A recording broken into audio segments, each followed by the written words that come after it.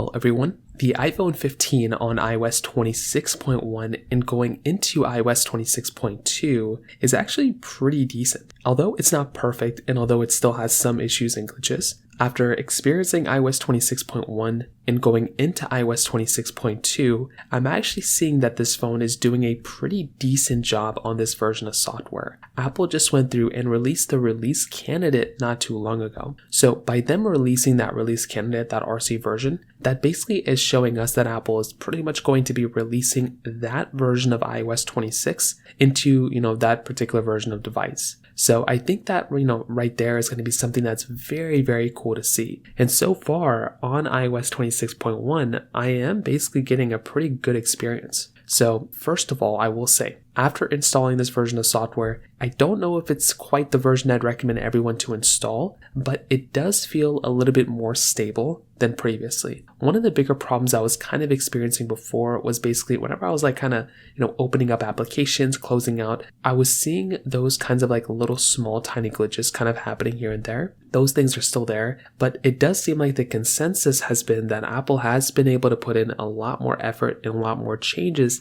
in this version of software. And I do think that has actually been improved quite a bit. So I'm actually very, very happy about that when it comes down to it. Now, I will still say iOS 18 is still probably the better version to stay on inside of the iOS ecosystem. But so far, I am getting a pretty good experience on 26.2, and this might be one of the first versions where I start recommending people to go and update to iOS 26, especially since Apple just recommended people to go and update to iOS 26 right now too. So in terms of that pretty much covers it up there. If you have any other thoughts or questions, please let me know in the comment section below. Hit the like button, that would mean so much, but definitely hit that subscribe button. More importantly than everything else, I love every single one of you guys. Hopefully I'll catch you guys in the next video. Peace out till then.